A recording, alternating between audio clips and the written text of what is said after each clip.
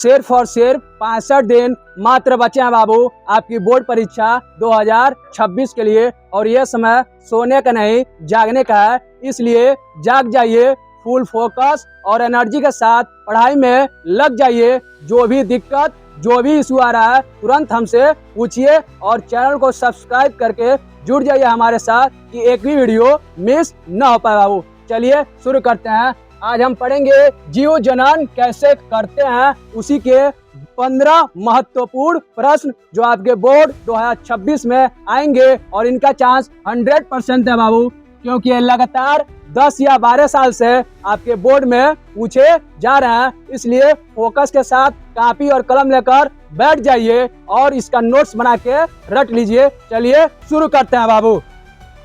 जनन क्या है? पहला प्रश्न पूछ रहा है कि जनन क्या है। देखिए, नए जीवों के उत्पन्न होने की प्रक्रिया जनन कहते हैं। नए जीवों को उत्पन्न होने की जो प्रक्रिया होती है बाबू, उसी को बोलते हैं जनन। ऐसे लिख देंगे, आपका नंबर मिल जाएगा फुल। दूसरा प्रश्न देखिए, जनन के कितने प्रकार होते हैं? क्या पूछ रहा है? जनन के कितने प्रकार होते हैं? तो देख लीजिए, जनन के 2 प्रकार होते हैं, अलैंगिक और लैंगिक। तो जनन के कितने प्रकार होते हैं बाबू? तो लिख देंगे 2 प्रकार होते हैं, लैंगिक जनन और अलैंगिक जनन। तीसरा प्रश्न देखिए, अलैंगिक जनन क्या है? क्या पूछ रहा है? अलैंगिक जनन क्या होता है? तो देख लीजिए, जब जनन एक ही जनक से होता है तो उसे अलैंगिक जनन कहते हैं। यानी जिस जनन में केवल एक ही जीव रहता है उसी को बोलते हैं बाबू अलैंगिक जनन। इसमें 2 जीव नहीं होते हैं, सिर्फ और सिर्फ एक ही जीव रहता है, उसी को बोलते हैं अलैंगिक जनन। अगला प्रश्न देखिए, लैंगिक जनन क्या है? अगला प्रश्न पूछ रहा है बाबू कि लैंगिक जनन क्या होता है? तो देख लीजिए, जब नर और मादा दोनों भाग लेते हैं तो उसे लैंगिक जनन कहते हैं। जिस जनन में नर और मादा यानी मेल और फीमेल भाग लेते हैं बाबू, उसी को बोलते हैं लैंगिक जनन। अगला प्रश्न देखिए, द्विखंडन किसे कहते हैं? क्या पूछ रहा है बाबू? तो पूछ रहा है द्विखंडन किसे कहते हैं? तो देख लीजिए, एक कोशिका का 2 भागों में विभाजित होना द्विखंडन कहलाता है। एक कोशिका का 2 भागों में विभाजित होना यानी बटना ही क्या कहलाता है बाबू? द्विखंडन। अगला प्रश्न देखिए, बहुखंडन किसमें होता है? क्या पूछ रहा है? एग्जाम्पल पूछ रहा है कि बहुखंडन किसमें होता है। तो देख लीजिए, बहुखंडन अमीबा और मलेरिया परजीवियों में होता है। क्या बोल रहा है बाबू? बहुखंडन किसमें होगा? एक लिख देंगे अमीबा और दूसरा लिख देंगे मलेरिया। ठीक, आपका मिल जाएगा फुल मार्क्स। अगला प्रश्न देखिए, कली बनना किसमें होता है? क्या पूछ रहा है? कली किसमें बनता है? तो देख लीजिए बाबू, इसमें भी एग्जाम्पल पूछ रहा है। ईस्ट, पहला लिख देंगे ईस्ट और दूसरा लिख देंगे हाइड्रा में कली बनना होता है। तो किसमें कली बनता है बाबू? ईस्ट और हाइड्रा लिख देंगे, फुल मार्क्स मिलेगा, एक भी नंबर नहीं कटेगा।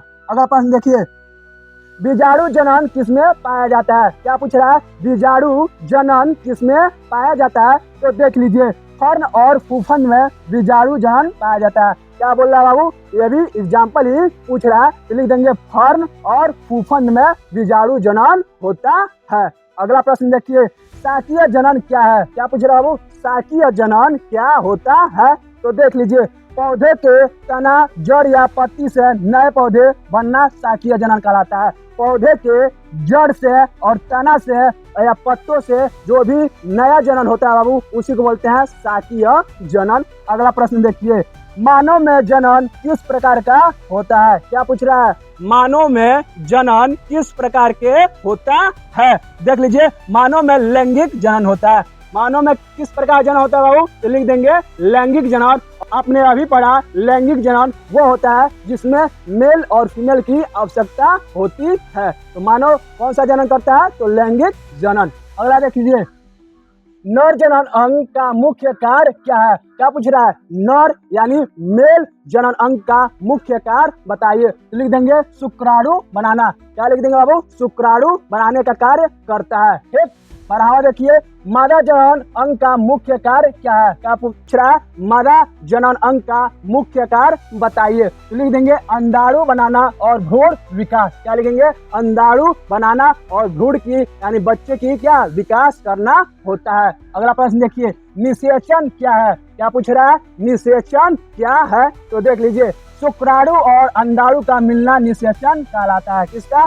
शुक्राणु और अंडाणु का मिलना ही बाबू निषेचन कहलाता है। ऐसे लिख देंगे, एक भी मार्क्स नहीं कटेगा। देखिए 14वां प्रश्न, निषेचन मानव में कहाँ होता है? पूछ रहा है निषेचन मानव में कहाँ होता है? तो लिख देंगे बाबू फैलोपियन नालिका में। कहाँ लिखेंगे? फैलोपियन नालिका में होता है। और ये किस में होता है? तो फीमेल में होता है। लास्ट देखिए प्रश्न, युग्मनज क्या है? क्या पूछ रहा है? युग्मनज क्या है? तो देख लीजिए, निषेचन से बनी पहली कोशिका युग्मनज कहलाती है। निषेचन से बनी पहली कोशिका को बाबू बोलते हैं युग्मनज। ये जितने भी प्रश्न थे बाबू ये मोस्ट इम्पोर्टेंट थे, इसलिए इनको रट लीजिए और अपने आने वाले 2026 बोर्ड के लिए तैयार हो जाइए। जो भी दिक्कत, जो भी इशू, किसी भी विषय, किसी भी सब्जेक्ट से आ रहा है तुरंत हमसे पूछिए, लेकिन पढ़ाई से पीछे मत हटिए बाबू। अब देखने का नहीं, अब दिखाने का समय आ गया है। दिखा दीजिए कि हम भी 90% ला सकते हैं, हम भी किसी से कम नहीं है बाबू। जो भी इशू आ रहा है तो तुरंत पूछ लीजिए और डेली शाम 6 बजे हमारे साथ बने रहिए और चैनल को सब्सक्राइब कर लीजिए कि एक भी वीडियो मिस न हो पाए बाबू। पढ़ाई करते रहिए। जय हिंद।